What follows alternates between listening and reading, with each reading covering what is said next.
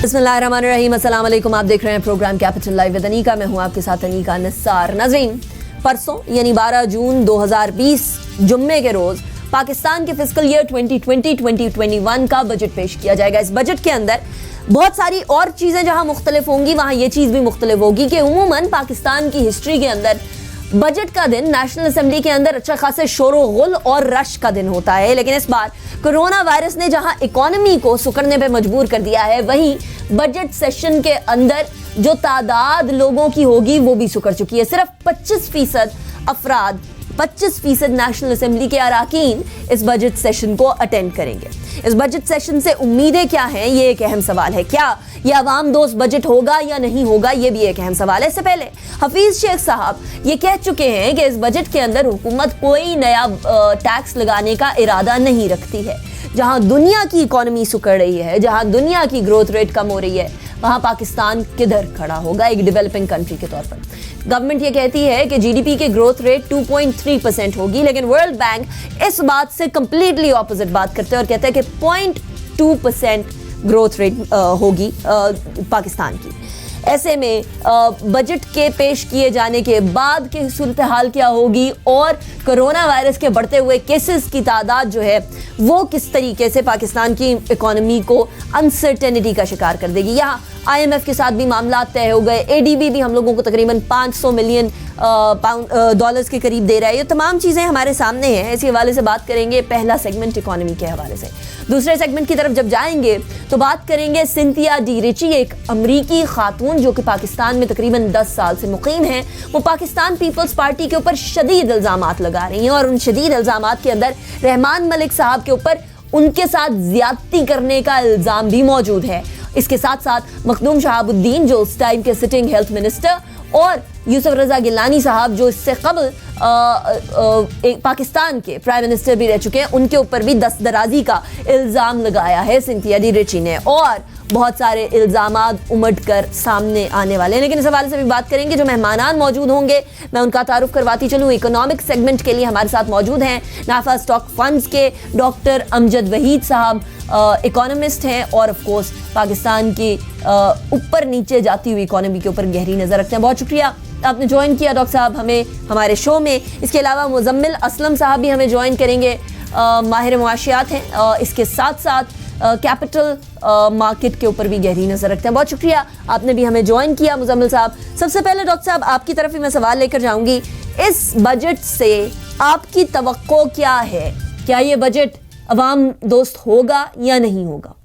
जी, मेरी एक्सपेक्टेशंस भी यही है कि कोई नए टैक्स ना आए, क्योंकि अभी जो इकोनॉमी है, जो बिजनेसेस हैं, वो इस पोजीशन में नहीं है कि फर्दर टैक्स दे सकें।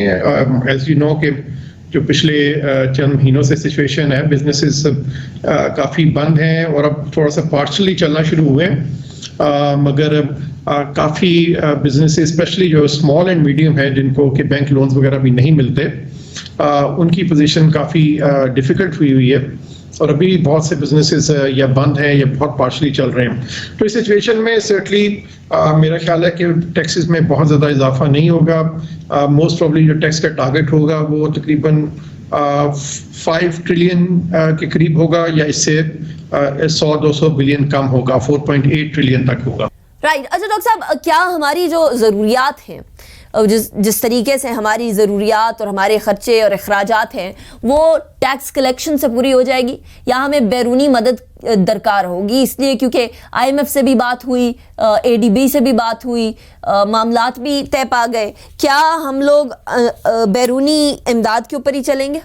जी, बैरूनी मदद की ज़रूरत होगी। उसमें ऑलरेडी IMF ने 1.4 बिलियन डॉलर्स दिए हैं और आज की जो खबर है कि एशियन डेवलपमेंट बैंक भी 500 मिलियन डॉलर्स की एड दे रहा है to basically support the corona virus situation.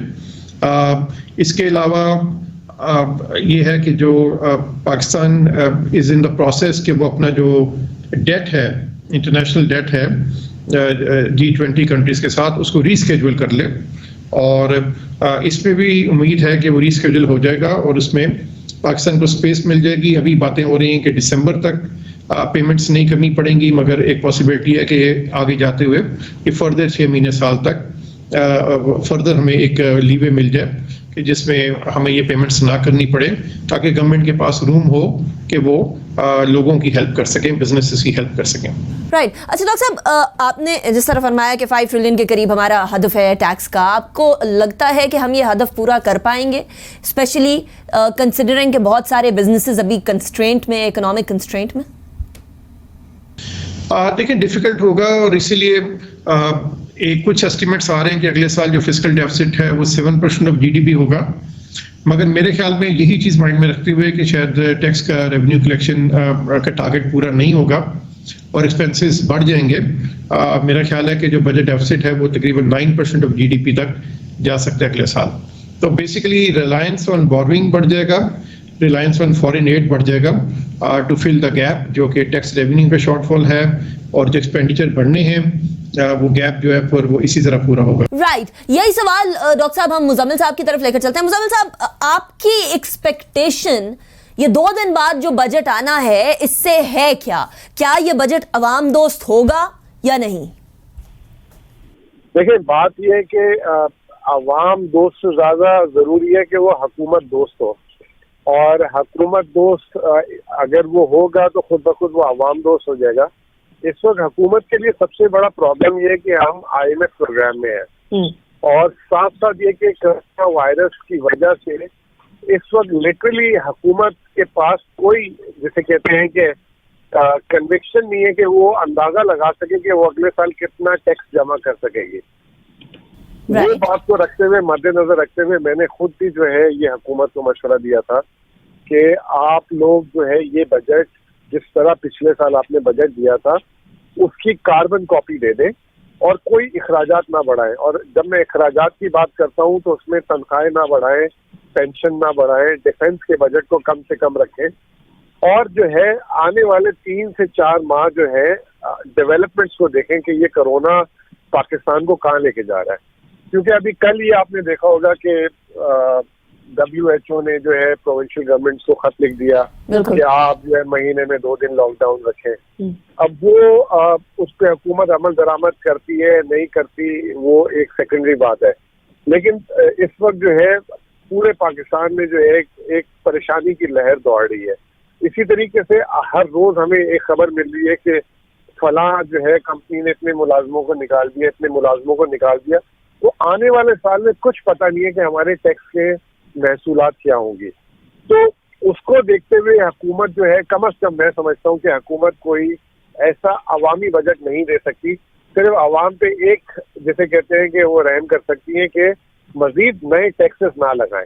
अगर मजीद टैक्सेस लगाने की कोशिश की, जैसे हम पिछले दिनों कुछ जो है जो पाकिस्तान में कारोबारियों को और कारोबार को फलता फूलता नहीं देख सकते, उन्होंने मशवरा कर दिया तो दे दिया था कि जी कोरोना टैक्स लगा दें. जिनकी बड़ी जायदाद है, जिनका बड़ा घर है, जिनका स्टॉक मार्केट के शेयर हैं, तो देखें ये वो लोग हैं ये जो मुल्क में इकोनॉमिक एक्टिविटी जनरेट करते हैं, और इन्होंने ऑलरेडी ये कोरोना के चक्कर में बहुत लॉसेस भी किए हैं, बहुत सी तनख्वाहें की जेब से भरी. अगर आप उनको मजीद चैलेंज करेंगे तो वो इस मुल्क में काम नहीं करेंगे. तो हुकूमत की तरफ से जो अवाम दोस्ती जो मैं समझता हूँ कि वही होगी कि अगर वो नए टैक्सेस ना लगाएं और 3 सेक्टर्स पे खसूसी तवज्जो दें. एक ज़राअत, एक कंस्ट्रक्शन और एक एक्सपोर्ट्स. ये 3 वो सेक्टर है जिसमें अवाम का बहुत बड़ा हिस्सा जो है उनको मुलाजमत मिलती है. अगर ये 3 सेक्टर्स को मुराद देंगी और इनमें अगर काम शुरू होगा तो अगर लोगों को मुलाजमत मिल जाएगी, वही उनके लिए जिसे कहते हैं कि एक दोस्ती होगी आवाम के साथ. Right. So this budget has to be favorable for the government in order to be favorable for the public. अच्छा डॉक्टर साहब, हमारे यहाँ एक बहुत बड़ी amount of import basically oil है, और ऑयल की कीमतों के साथ साथ हम कीमतों बाकी अशिया खुरनोश हों या बाकी चीज़ों की कीमतों के अंदर भी खातिर खा इजाफा देखते हैं. ओवरऑल इन्फ्लेशन बढ़ जाती है पाकिस्तान के अंदर ऑयल की कीमतों के साथ. अल्लाह ताला की तरफ से ये ऑयल की कीमतें कम हुई हैं और हम लोगों की इन्फ्लेशन भी कम होते हुए नजर आई है। क्या डॉक्टर साहब जिस तरीके से अब कुछ गेन कर रही हैं ऑयल की कीमतें या एक बार फिर ऊपर जाने की तरफ जा रही हैं, आपकी नज़र में अगर ये तेल की कीमतें बढ़ें तो पाकिस्तान में इन्फ्लेशन कहाँ खड़ी होगी? क्या ये भी उन्हीं के साथ बढ़ती हुई नजर आएगी? कि ऑब्वियसली ऑयल प्राइसेस और पाकिस्तान में इन्फ्लेशन का बड़ा क्लोज लिंक है, मगर मेरा अपना ख्याल है कि ऑयल प्राइसेस ऑलरेडी रिकवर कर गई हैं, जो तो तकरीबन $12 पर चली गई थी, और मेरा ख्याल है कि $40 के करीब ऑयल स्टेबलाइज कर जाएगा, और ये उससे बेहतर है क्योंकि पहले ऑयल 60 से ऊपर चल रहा था प्री कोरोना सिचुएशन में। तो इसका जो बेनिफिट है ये हमें ऑयल भी कम हुआ है, जो बाकी कमोडिटीज़ हैं प्राइसेस हैं वो भी कम हुई हैं, तो इससे हमारा जो इंपोर्ट बिल है वो भी इंशाल्लाह कम होगा, और हमारे जो इन्फ्लेशन है वो भी मैनेजेबल रहेगी। हमारा अपना ख्याल है कि ये जो फिस्कल ईयर ख़त्म हो रहा है ये जून एंड में, इसमें इन्फ्लेशन तकरीबन 11% थी ऑन एवरेज जी, और नेक्स्ट ईयर हमारा अपना ख्याल है कि इन्फ्लेशन विल एवरेज अबाउट 7%। तो इन्फ्लेशन में कंसिडरेबल कमी आएगी, और इसकी एक रीज़न वही है जो आप बता रही हैं, जो ऑयल प्राइसेस और ग्लोबल कमोडिटी प्राइसेस कम हुई हैं। राइट अच्छा डॉक्टर साहब, आपने कहा उसकी एक वजह यह है कि इन्फ्लेशन जो आप तकरीबन 7% पे देख रहे हैं, उसकी एक वजह यह है कि ऑयल प्राइसेस के अंदर कमी आई है। बाकी वजूहात क्या है डॉक्टर साहब, just so the viewers could understand कि जो कीमतों के अंदर कमी आई है, इसकी क्या क्या वजूहात हो सकती है, इसका बैकग्राउंड क्या हो सकता है?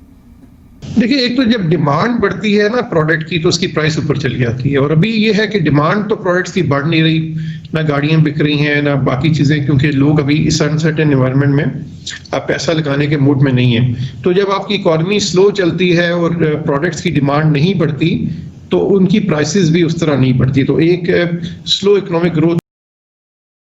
तीसरा ये है कि जो इन्फ्लेशन हमारी बढ़ी थी उसकी मेन वजह ये थी कि हमने करेंसी को काफी सब्सटेंशियली डीवैल्यू किया था। 2-3 साल पहले हम 106 रुपए का डॉलर था, फिर हम उसको 160 तक तकरीबन ले आए। तो जब करेंसी डीवैल्यू करते हैं तो उससे जो इंपोर्टेड आइटम्स हैं उनकी इन्फ्लेशन बढ़ जाती है। तो वो इम्पैक्ट अब काफी हद तक बिल्ट इन हो गया सिस्टम में, और अब ये नहीं लग रहा कि आगे इन्फ्लेशन करेंसी जो है वो सब्सटेंशियली डीवैल्यू होनी है, मे बी 6% साल में हो जाए, मगर इससे ज्यादा नहीं लग रही।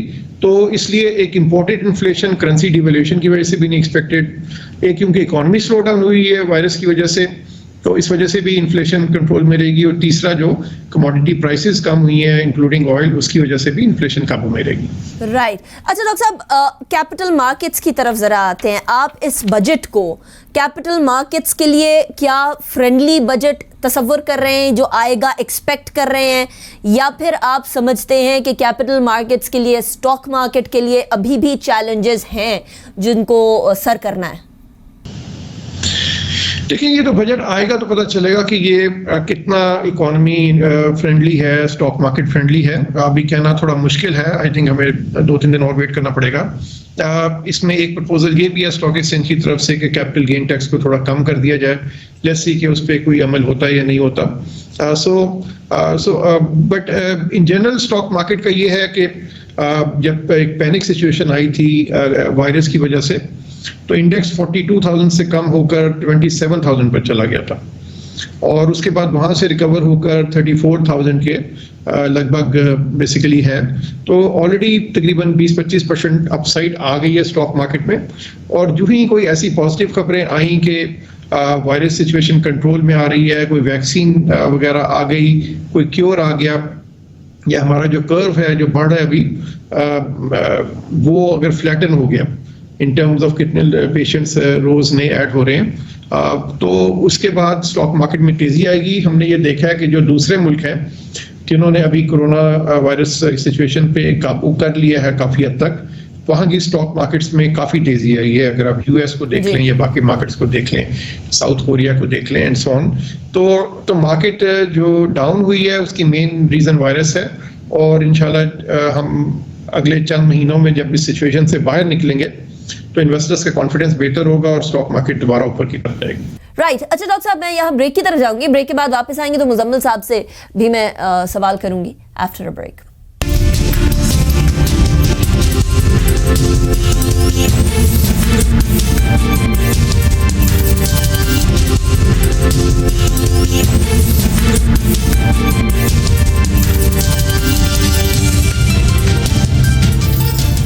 वेलकम बैक आफ्टर ब्रेक पे जाने से पहले हम बात कर रहे थे, डॉक्टर अमजद वहीद साहब अपना पॉइंट ऑफ व्यू दे रहे थे. मुजम्मिल साहब, आपकी तरफ आऊंगी. अब ये सवाल पैदा होता है कि जिस तरीके से कोरोना के केसेस में इजाफा हो रहा है, इसका हमारी कैपिटल मार्केट के ऊपर, स्टॉक मार्केट के ऊपर क्या असर होता हुआ देखेंगे आप? क्योंकि कुछ जगह पर तो, जिस तरह थोड़ी देर पहले डॉक्टर साहब फरमा रहे थे कि कुछ जगह पर जहां पीक हो चुकी है या कर्व फ्लैटन हो गया है, वहां पे तो मार्केट बेहतरी की तरफ जा रही है. लेकिन पाकिस्तान के अंदर ना तो हम अभी पीक की तरफ पहुंचे हैं और ना फ्लैटनिंग ऑफ द कर्व हुआ है. तो आप at this point in time और with the increase of corona cases, capital markets को किधर देखते हैं? देखिए, कैपिटल मार्केट हमारी जो है ना, इस वक्त दुनिया की सस्ती तरीन मार्केट है. लेकिन जब हम दुनिया की सस्ती तरीन मार्केट कहते हैं तो वो किसी वजह से सस्ती तरीन है. हमारे मुल्क में जो है अनसर्टेनिटी बहुत है, पॉलिसी इनकंसिस्टेंसी बहुत है.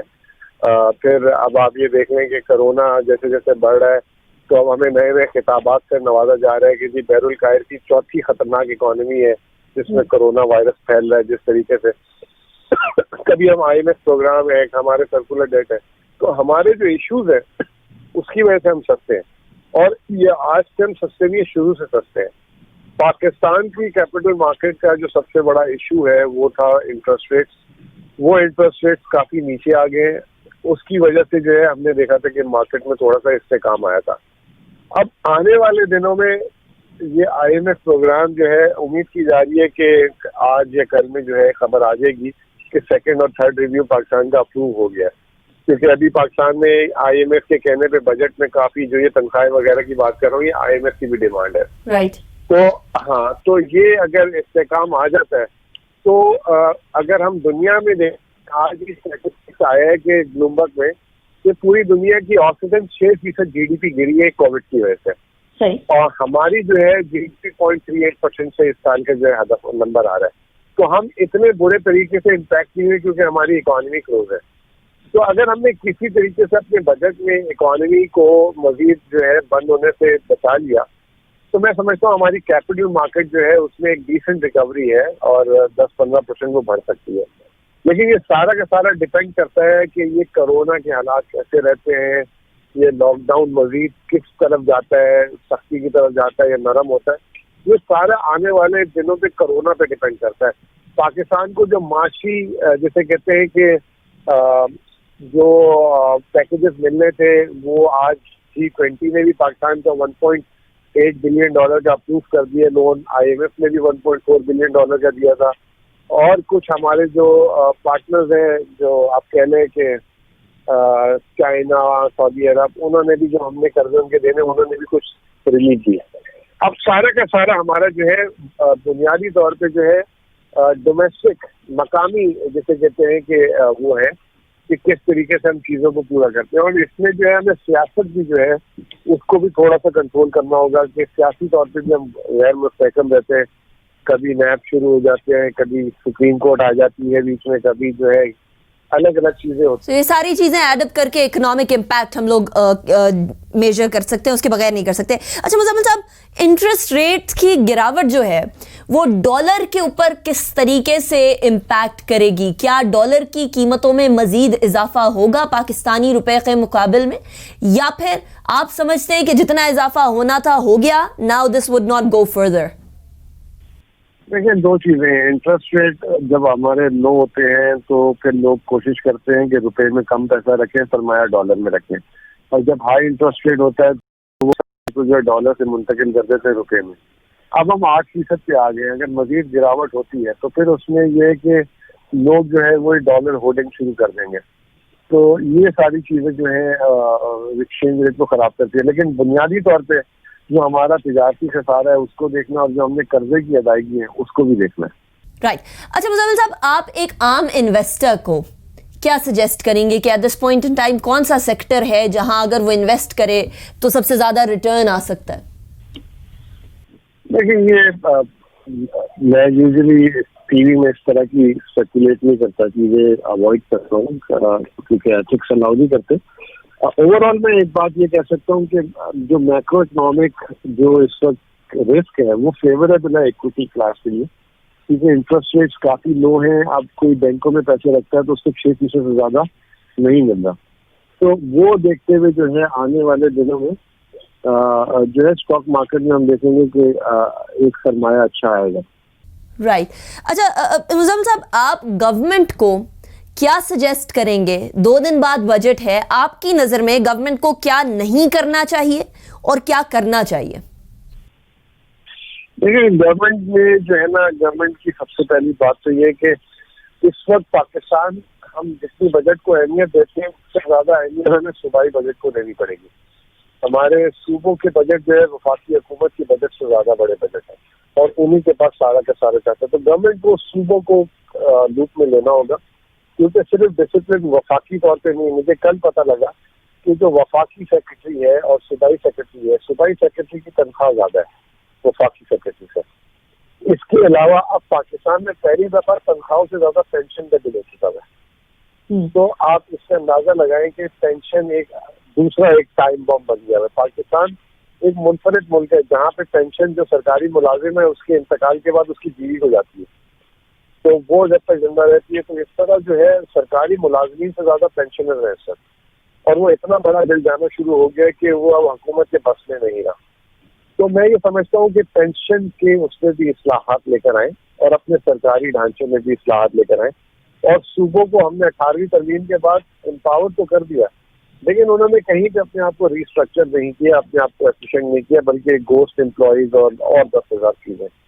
تو ہم ہمیشہ کہتے ہیں وفاقی حکومت، یہ صوبائی حکومت، اور پھر اس کے بعد یہ جو اسٹیل مل کا بھی فیصلہ کیے، اس طرح کے اور فیصلے لینے ہوں گے. اور جتنی بھی حکومت کی نقصان والی جو کارخانے ہیں ان کے نقصانات کو جو ہے ختم کرنا ہوگا. رائٹ، صحیح. اچھا ڈاکٹر صاحب، at this point in time interest rate بھی بہت زیادہ امپورٹنٹ ہیں. کنسیڈرنگ دا انٹرسٹ ریٹس، آپ ان کو کدھر جاتے ہوئے دیکھتے ہیں؟ Do you see a downfall فال ان دیم اور ڈو یو سی کہ یہ اپورڈ ٹریجیکٹری کی طرف جائیں گے؟ انٹرسٹ ریٹس میرا اپنا خیال ہے، جس طرح پہلے میں نے بات کی کہ انفلیشن فردر کم ہوگی، اور انٹرسٹ ریٹ میں روم ہے کہ 1% انٹرسٹ ریٹ اگلے 3-4 مہینے میں کم ہو سکتا ہے فردر کی بھی گنجائش ہو، مگر ابھی کہنا مشکل ہے. مگر 1% تو ہمیں اگلے 3-4 مہینے میں لگ رہا ہے کہ انٹرسٹ ریٹ فردر کم ہوگا. اب جب انٹرسٹ ریٹ کم ہوتا ہے آلریڈی تقریباً 13% سے اب تقریباً آ گیا ہے 8% پہ، اور فردر اگر یہ 7% پہ چلے جاتا ہے تو بینکوں سے اور نیشنل سیونگ اسکیم سے اور منی مارکیٹ فنڈ سے جو ریٹرن ملتا ہے انویسٹر کو وہ کافی کم ہو گیا اور فردر کم ہونے کا چانس ہے. جب ایسی سچویشن آتی ہے تو پھر کچھ لوگ اسٹاک مارکیٹ کی طرف جاتے ہیں. وہ یہ کہتے ہیں کہ بھئی مجھے بہت کم ریٹرن مل رہا ہے میرے بینک سے نیشنل سیونگ اسکیم میں، اور کچھ پیسہ پھر اسٹاک مارکیٹ کی طرف جاتا ہے. تو ہم یہ بھی ایکسپیکٹ کر رہے ہیں کہ لیکوڈیٹی کافی ہے مارکیٹ میں، اور جو ہی کوئی پازیٹیو سچویشن آتی ہے وائرس کی تو لوگ اسٹاک مارکیٹ میں کافی پیسہ انویسٹ کریں گے. رائٹ. اچھا، اسٹاک مارکیٹ کے اندر ایک اور پیسہ جو رکنے کی ایکسپیکٹیشن ہے ڈاکٹر صاحب، وہ ریئل اسٹیٹ کی ایمنیسٹی کی وجہ سے ہے کہ لوگ سمجھ رہے ہیں کہ بہت سارا پیسہ ریئل اسٹیٹ کے اندر پارک ہو جائے گا. پاکستان کے اندر ویسے بھی ایک امپریشن ہے کہ ریئل اسٹیٹ ایک سیف سیکٹر ہے انویسٹمنٹ کے لیے. آپ اس وجہ سے، ایمنیسٹی اسکیم کی وجہ سے بھی اور ریئل اسٹیٹ کے اندر انویسٹمنٹ کی وجہ سے بھی اسٹاک مارکیٹ کے اوپر کیا امپیکٹ دیکھ رہے ہیں؟ دیکھیں، ریئل اسٹیٹ کی اپنی ایک ضرورت بھی ہے، اور میرا خیال ہے جو پرائم منسٹر کا انسینٹیو پیکج آیا ہے وہ بہت اچھا ہے، کیونکہ ہاؤسنگ کا پاکستان میں بہت شارٹ فال ہے. ہیونگ سیڈ دیٹ، ابھی جو ریئل اسٹیٹ میں بھی ڈاکومنٹیشن پہلے سے بہت زیادہ بڑھ گئی ہوئی ہے، اور جو پرائسز ہیں، رجسٹرڈ پرائسز ہیں، وہ بھی کافی بڑھ گئی ہیں. تو اس لیے اور پھر کیپٹل گین ٹیکس وغیرہ بھی ہے، تو اس لیے ریئل اسٹیٹ آج اتنا اٹریکٹیو نہیں رہا جتنا کہ آج سے 2-3 سال پہلے تھا، جو میں نے بھی باتیں کی اس کی وجہ سے. تو اس لیے میں نہیں سمجھتا کہ وہ پیسہ جو اسٹاک مارکیٹ میں آنا ہے وہ ریئل اسٹیٹ میں جائے گا. ریئل اسٹیٹ میں بھی پیسہ جائے گا اور اسٹاک مارکیٹ میں بھی آئے گا. اور اگر پچھلے کچھ سالوں کا پرفارمنس دیکھیں تو ایکچولی اسٹاک مارکیٹ اور ریئل اسٹیٹ کی پرفارمنس تقریباً برابر ہی. اگر آپ پچھلے 9-10 سال کی پرفارمنس دیکھیں تو جتنا انویسٹرز نے ریئل اسٹیٹ سے کمایا اتنا ہی اسٹاک مارکیٹ سے بھی تقریباً کمایا. رائٹ. اچھا، فکسڈ انکم پروڈکٹس ڈاکٹر صاحب کدھر کھڑے ہوں گے؟ فکس انکم میں ریٹرن کم ہو گیا ہے. جو ماہانہ آمدن فنڈز بھی تھے وہ جو تقریباً 12-13% کا ریٹرن دے رہے تھے اب وہ تقریباً 7-8% کا ریٹرن دے رہے ہیں. اگر آگے انٹرسٹ ریٹ اور گر گئے تو شاید وہ 1-8% اور کم کر دیں. تو اوبیسلی فکسڈ انکم چاہے وہ نیشنل سیونگ اسکیمس ہوں, بینکس ہوں یا انکم فنڈز ہوں, وہاں پہ ریٹرن تو انویسٹر کا کافی سبسٹینشلی کم ہو گیا, 5-6% سے کم ہو گیا. تو اوبیسلی وہ اس کا ایک انویسٹر کا کنسرن ہے, اور اسی لیے اس میں سے کچھ پیسہ جو ہے وہ ہو سکتا ہے کہ اسٹاک مارکیٹ میں آ جائے, کچھ ریئل اسٹیٹ میں چلا جائے, کچھ کاروبار میں چلا جائے. یہ ایک ہسٹری ہے پاکستان کی اور دنیا کی بھی کہ جب انٹرسٹ ریٹ کم ہوتے ہیں تو لوگ پھر جو تھوڑے جن کو گروتھ ایونیوز کہتے ہیں, ریئل اسٹیٹ اور اسٹاک مارکیٹ, اس کی طرف زیادہ موو ہو جاتے ہیں. رائٹ. ڈاکٹر صاحب, بیفور دا بجٹ کمز 2 دن ہیں, آپ گورنمنٹ کو کیا ایڈوائز دیں گے کہ ایسی کیا چیز کریں کہ جو کہ اکانومی کو بوسٹ کرنے میں مددگار ثابت ہو سکے؟ دیکھیں, سب سے پہلے تو گورنمنٹ اپنا خرچہ کنٹرول کرے. میں سمجھتا ہوں کہ اگر آپ پچھلے 5-10 سال میں دیکھیں تو ٹیکس ریونیو میں تو اچھا اضافہ ہوا ہے, مگر گورنمنٹ کے خرچے میں اس سے بھی زیادہ اضافہ ہوا ہے. تو گورنمنٹ جب تک اپنا سائز کم نہیں کرے گی, اپنی اسٹیٹ اور انٹرپرائز جو ہے گورنمنٹ کے, ان کو پرائیویٹائز نہیں کرے گی, جو گورنمنٹ کے پاس ایکسیس لینڈ ہے اس کو میرے خیال میں بیچ کے کچھ ریونیوز اکٹھا کرنا چاہیے.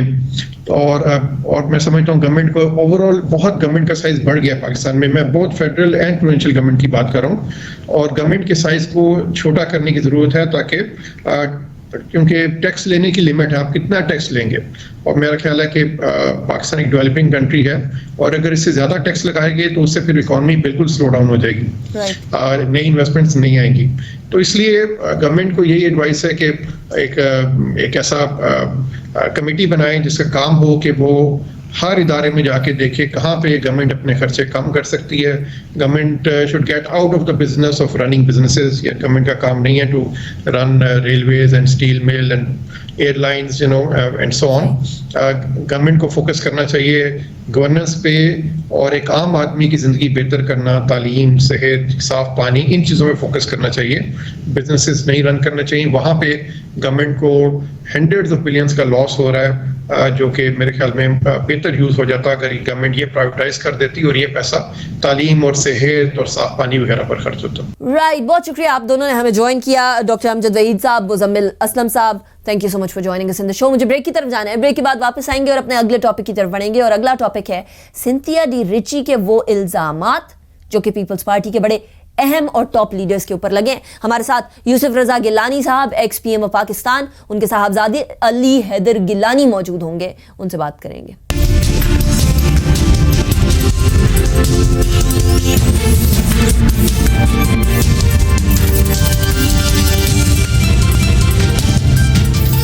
Welcome back of the break. Break پہ جانے سے پہلے ہم بات کر رہے تھے معیشت کے اتار اور چڑھاؤ کے حوالے سے, لیکن ایک اور مسئلہ جو بڑے دنوں سے زینت بنا ہوا ہے سوشل میڈیا کی بھی اور خبروں کی بھی, وہ سنتھیا ڈی ریچی کا معاملہ ہے, جس امریکی خاتون نے پاکستان پیپلز پارٹی کے بہت سارے رہنماؤں کے اوپر ڈائریکٹ الزامات لگائے ہیں, کچھ پہ دسترازی کے تو کچھ پہ زیادتی کے. یہ الزامات بہت سنگین ہیں, اور کنسیڈرنگ کہ پیپلز پارٹی اپنے آپ کو ویمن امپاورمنٹ کی مسیحا پارٹی کے طور پر پیش کرتی ہے, کیا ایسی جماعت کسی بھی طریقے سے اپنے لیڈران کے اوپر اس طرح کے الزامات برداشت کرے گی یا نہیں؟ اس ٹاپک کے حوالے سے بات کرنے کے لیے ہمارے ساتھ موجود ہیں یوسف رضا گیلانی صاحب کے صاحبزادے علی حیدر گیلانی, خود بھی پارلیمنٹیرین ہیں. تھینک یو سو مچ علی, آپ نے ہمیں جوائن کیا. It's a pleasure having you.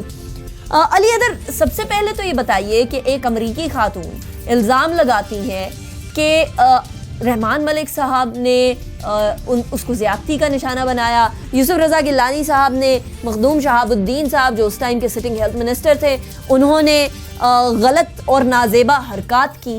اس الزام کو آپ ایک پیپلز پارٹی کے رہنما کے طور پر اور یوسف رضا گیلانی صاحب کے صاحبزادے کے طور پر کیسے دیکھتے ہیں؟ Thank you Aneeka, thank you for having me on the شو.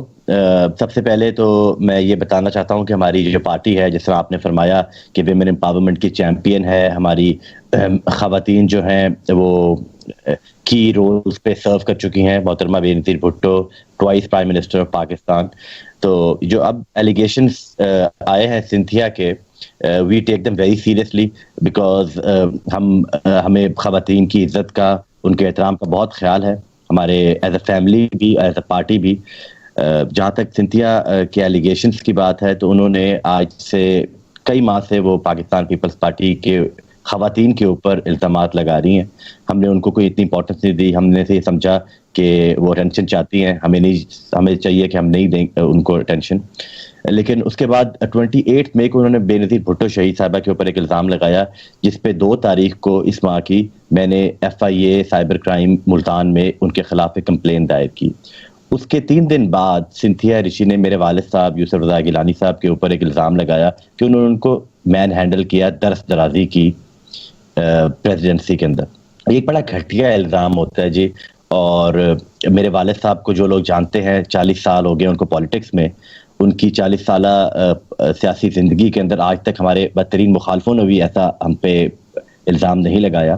لیکن ہم پھر بھی اس خاتون کی جو ایلیگیشنز ہیں اس کو سیریسلی لیتے ہیں. حالانکہ 9 سال کا وقت گزر گیا, میری پٹیشن کے بعد انہوں نے یہ ایلیگیشن لگایا تو لوگوں نے ہمیں بھی کہا کہ دیکھیں یہ تو اپنے ڈیفنس میں آ کے وہ یہ حرکت کر رہی ہیں تو آپ اس پہ زیادہ بیان بھی نہ دیں اور اس کو اگنور کریں. لیکن ہم نے کہا نہیں, کیونکہ ہم خواتین کی بہت عزت اور احترام کرتے ہیں اور ایک خاتون نے ایک ایلیگیشن لگایا ہے تو اس کا ہمیں جواب دینا چاہیے. تو گیلانی صاحب نے اسی دن اس کا جواب دیا کہ میں ایسی حرکت نہیں کی اور نہ میں کر سکتا ہوں. اس کے بعد ہم نے اس کو وارن بھی کیا سنتھیا کو کہ آپ اگر ایسا ایلیگیشن لگا رہی ہیں تو آپ پھر پروف کریں. اور پھر میں نے اسی دن یہ کہا کہ آپ انویسٹیگیشن کے لیے ہم بھی تیار ہیں, وہ بھی تیار رہیں, اور جب تک انویسٹیگیشن ختم نہیں ہوتی ان کا نام ECL پر رکھا جائے. اب ECL پہ نام رکھنے کی وجہ یہ ہے کہ ہم ان کے خلاف ایک ڈیفیمیشن کا کیس فائل کر رہے ہیں پاکستان میں, تو ہم چاہتے ہیں کہ وہ اس سوٹ کو فیس کریں پاکستان میں رہتے ہوئے. اگر وہ پاکستان سے بھاگنے کی کوشش کریں گی اور اگر ان کا نام ECL پہ نہ ہوا تو وہ جہاں بھی جائیں گی ہم ان کے خلاف اس ملک میں ڈیفیمیشن کا کیس ضرور فائل کریں گے, کیونکہ ہمیں اپنی عزت اور جو رسپیکٹ ہم نے پچھلے 40 سال میں کمائی ہے ہم اس کو کسی خاتون کے ایسے گھٹیا ایلیگیشن کی نظر نہیں ہونے دیں. اچھا Haider, I would like to cut you short over here. I'm sorry I'm cutting you short. لیکن یہاں سنتھیا رچی نے بولا کہ وہ پریزیڈنسی میں ان کی ملاقات ہوئی تھی یوسف رضا گیلانی صاحب سے. گیلانی صاحب نے اس کے رسپانس میں یہ کہا کہ میری ملاقات مجھے ان سے ایز سچ یاد نہیں ہے, ایک پروگرام میں انہوں نے یہ فرمایا. سنتھیا ڈی رچی اس کے بدلے میں, اس کے جواب میں تصاویر کچھ لے آتی ہیں جہاں وہ ملاقات کر رہی ہیں یوسف رضا گیلانی صاحب سے. اس سے کیا میک آؤٹ کیا جائے؟ دیکھیں جی, جو جب کوئی پرائم منسٹر یا فارمر پرائم منسٹر ہوتا ہے اس کی بڑی سلیکٹیو سی میموری, ہم سب کی ایک سلیکٹیو میموری ہوتی ہے, آپ کی بھی. We want to remember someone who matters to us, تو ہم اسی کو یاد رکھتے ہیں جو ہمارے لیے زندگی میں کوئی معنی رکھتا ہے. تو ایز پرائم منسٹر ان کو ہزاروں دفعہ بہت سے لوگ ایسے ملے ہیں جن کو وہ یاد نہیں رکھتے. تو گیلانی صاحب سے ضرور اس کی ملاقات ہوئی ہوگی ایز دا پرائم منسٹر اور اس کے بعد. لیکن ریسنٹ واقعہ میں آپ کو بتاؤں کہ 2019 کے فال میں, دسمبر میں ان کی ایک ملاقات گیلانی صاحب سے اسلام آباد میں ہوئی, اور اس ملاقات میں انہوں نے گیلانی صاحب کو وہ آ کے ملی. تو اس کے بعد ایک واٹس ایپ گروپ ہے ہمارا دوستوں کا اسلام آباد کے, میں پولیٹیشینز بھی ہیں اس میں, جرنلسٹ بھی ہیں. اس گروپ میں دسمبر میں سنتھیا نے مجھے ایڈریس کرتے ہوئے کہا کہ I met your father at a party in Islamabad and your father is an honourable and dignified man. ان کی طبیعت خراب لگ رہی تھی مجھے, تو میں ان کی طبیعت پوچھنے کے لیے آپ کو میسج کر رہی ہوں, اور میری طرف سے ان کو سلام بھی دیں اور میری طرف سے ان کا حال بھی پوچھیں. وہ بڑے عزت دار اور بڑے ڈگنیفائڈ آدمی ہیں. میں نے اسی پلیٹ فارم کے اوپر, جو کہ اوپن پلیٹ فارم ہے جس کو کافی لوگ پولیٹیشینز بھی اس گروپ میں تھے, جرنلسٹ بھی تھے, میں نے اس کو شکریہ ادا کیا اور گیلانی صاحب کو اس کا پیغام دیا. تو جو خاتون دسمبر کے اندر آج سے کچھ ماہ پہلے میرے والد صاحب کا احترام کر رہی ہے, مجھے ان کی صحت یابی کے لیے وشز دے رہی ہے ایک اوپن پلیٹ فارم گروپ کے اوپر, واٹس ایپ گروپ کے اوپر, وہ بعد میں 5 ماہ بعد ان کے اوپر ایک ایلیگیشن لگائے درس درازی کا, تو بات کچھ سمجھ میں نہیں آتی. ہمیں یہ لگتا ہے کہ اس کے پیچھے ایجنڈا جو ہے, let me finish it, give me just 2 minute. اس کے پیچھے جو ایجنڈا ہے وہ سارے پولیٹیشینز, نہ صرف پاکستان پیپلز پارٹی, لیکن پاکستان پیپلز پارٹی کیونکہ ایک ڈیموکریٹک بہت بڑی فورس ہے, اس کو ڈسکریڈٹ کرنے کے لیے یہ خاتون آگے آئی ہیں. اس کے پیچھے بہت سے انٹرنیشنل سازش بھی ہو سکتی ہے. میں پرسنلی کانسپریسی تھیوریز کا کوئی اتنا بڑا فین نہیں ہوں, مجھے کانسپریسی تھیوریز کوئی اتنی فینسی نہیں کرتی, لیکن مجھے اب یقین ہے کہ چیک میسی کے تھرو ایک جوش لابی پاکستان میں کام کر رہی ہے. اس کی جو ایجنٹ ہے وہ سنتھیا ریچی ہیں, and she wants to discredit all the Pakistani political class and politicians. So I don't know کہ ان کا ایجنڈا اس کے پیچھے کیا ہے, وہ کیوں کرنا چاہتی ہیں. تو سب سے زیادہ نشانے پہ پیپلز پارٹی لگ رہی ہے, اور پیپلز پارٹی کیونکہ ایک ایسی جماعت ہے, جس طرح میں نے پہلے بھی عرض کیا کہ وہ کلیم کرتے ہیں, پیپلز پارٹی کلیم کرتی ہے کہ ہم ویمن امپاورمنٹ کو بڑا سپورٹ کرتے ہیں. تو ایک خاتون کا الزام لگا ہے, آپ کے والد تک تو 10 درازی کا الزام لگا, مخدوم شہاب الدین صاحب کے اوپر 10 درازی کا الزام لگا, رحمان ملک صاحب پر زیادتی کا الزام لگا, وچ از اے ویری ویری سیویئر الزام, چاہے وہ 10 سال پہلے کا ہو یا 9 سال پہلے کا ہو. ایسی صورتحال میں حیدر, کیا پاکستان پیپلز پارٹی کوئی انٹرنل انویسٹیگیشن کرے گی رحمان ملک صاحب کے خلاف بھی, ان کے حوالے سے بھی جو الزام لگے ہیں, اور آپ کے والد پر اور شہاب الدین صاحب پر بھی جو الزامات لگے ہیں اس کے بارے میں؟ دیکھیے نکا, جس طرح آپ نے کہا کہ آپ بقول پیپلز پارٹی کے پاکستان پیپلز پارٹی مسوجنی, ویمن کے خلاف ہے, ویمن رائٹس کو میں بلیو کرتی ہے, اور یہ صرف بقول پیپلز پارٹی نہیں ہے. جیسا آپ نے کہا یہ پوری دنیا مانتی ہے اس بات کو کہ جتنے لاز اور جتنے بلز پاکستان پیپلز پارٹی نے ویمن پروٹیکشن کے لیے پیش کی ہیں, اتنے پاکستان میں مثال نہیں ملتی کسی اور پارٹی میں. ہیونگ سیڈ دیٹ, ہم ان ایلیگیشنز کو بہت سیریسلی لیتے ہیں. جہاں تک تعلق ہے رحمان ملک صاحب کا, رحمان ملک صاحب سے 2 دن قبل میری بات ہوئی, انہوں نے بھی اس کو ڈینائی کیا کہ یہ میرے خلاف بھی ایک ایلیگیشن ہے, اور وہ اس کو کورٹ میں لے کے جا رہے ہیں. انہوں نے بھی ایک ڈیفیمیشن سوٹ فائل کیا ہے. جہاں تک تعلق ہے انٹرنل انویسٹیگیشن کا, تو پاکستان پیپلز پارٹی کی تمام خواتین اور تمام لیڈرشپ کے اوپر انہوں نے الزام لگائے ہیں. تو ہم کس کی انویسٹیگیشن کریں؟ انہوں نے محترمہ بینظیر بھٹو سے لے کر ان کی بیٹی جو ہے بختاور بھٹو تک الزام لگائے. پھر انہوں نے ہماری شہری رحمان صاحبہ, شازیہ مری صاحبہ, ان سب کے اوپر ایسے گھٹیا الزام لگائے ہیں جو کہ میں ریپیٹ بھی نہیں کرنا چاہتا. تو ہمیں تو ایجنڈا پتہ ہے کہ وہ جو خاتون ہے وہ پاکستان کی پیپلز پارٹی کے پیچھے پڑی ہوئی ہیں. تو ہم اپنی انٹرنل جو انویسٹیگیشن ہے وہ کس لیے کریں؟ ہم اس کو انویسٹیگیٹ کرنا چاہتے ہیں کورٹ آف لا میں. اگر ہم اپنی انویسٹیگیشن کریں گے تو لوگ کہیں گے کہ ہم باعث ہیں, اس لیے ہم باعث شو نہیں کرنا چاہتے, اور ہم چاہتے ہیں کہ FIA یا کورٹ اس کو انویسٹیگیٹ کرے. FIA جو کہ پاکستان پیپلز پارٹی کے بہت خلاف ہے, اور ہمارے اوپر کیسز بھی FIA میں ہو رہے ہیں, ہم پھر بھی چاہتے ہیں کہ FIA اس کو انویسٹیگیٹ کرے, جو کہ ایک امپارشل ادارہ ہو, اور ایک کوئی کمیٹی بنے اس کے اوپر جو کہ اس کو انویسٹیگیٹ کرے ان کے اس کلیمز کو. کیونکہ Pakistan Peoples Party wants to come out clean, and we believe کہ یہ جو الزامات ہیں یہ بالکل they are slanderous, they are lies, and Pakistan People's Party will inshallah come out clean. Right, so Pakistan People's Party completely denies it. Thank you so much Haider, آپ نے ہمیں جوائن کیا. اس کے علاوہ رحمان ملک صاحب سے بھی میں نے رابطہ کیا, لیکن انہوں نے جواب نہیں دیا. شہاب الدین صاحب کے لیے بھی اور رحمان ملک صاحب کے لیے بھی میرے شو کا پلیٹ فارم ہمیشہ اویلیبل ہے, جو بھی معاملات ہو رہے ہیں اس کے اوپر اپنی سائڈ آف دا اسٹوری بتانے کے لیے. حیدر تھینک یو سو مچ, بہت شکریہ. اس سے پہلے والے سیگمنٹ میں ہمارے ساتھ ڈاکٹر امجد وحید اور مزمل اسلم صاحب, دونوں اکانومی کے ماہر, دونوں موجود تھے, ان کا بھی بہت شکریہ. الٹیمیٹلی میں اختتام کی طرف بڑھوں گی, لیکن اختتام میں آپ لوگوں سے ایک گزارش ضرور کروں گی کہ اب اپنا خیال اپنے تئیں رکھیے کرونا سے بچنے کے لیے, اس لیے کیونکہ پاکستان کے اندر بڑی تیزی سے کرونا وائرس پھیل رہا ہے, اور پچھلے 24 گھنٹے کے اندر سب سے زیادہ کیسز کی تعداد جو ایک دن کے اندر ہیں وہ سامنے آئی, اور یہ تعداد بڑھتی چلی جا رہی ہے. یہ بھی یاد رکھیے کہ یہ جو نمبر ہے, یہ جو تعداد ہے ٹوٹل کیسز کی, یہ آفیشیل تعداد ہے. یہ صرف ان لوگوں کی ہے جنہوں نے ٹیسٹ کرایا ہے. بہت سارے لوگ ایسے ہیں جن کو کرونا ہے لیکن انہوں نے ٹیسٹ نہیں کرایا. بہت سارے لوگ ایسے بھی ہیں جن کے گھر میں 7 افراد ہیں, انہوں نے 4 کا اگر ٹیسٹ کرا لیا تو 3 کا نہیں کرایا, لیکن وہ 3 بھی سمپٹومیٹک پیشنٹس ہیں, نظر آ رہا ہے, ان کو بھی معلوم ہے, لیکن ان کو پتہ ہے کیونکہ کرونا پیشنٹس ہیں اس لیے انہوں نے ٹیسٹ نہیں کرایا. تو یہ تعداد, اصل تعداد اس آفیشیل نمبر سے کئی زیادہ ہے, اس لیے ہم پہ ذمہ داری اور بھی بڑھ گئی ہے اپنا خیال رکھنے کی. انیکا نثار کو اجازت دیجیے, اپنا بہت خیال رکھیے, اللہ حافظ.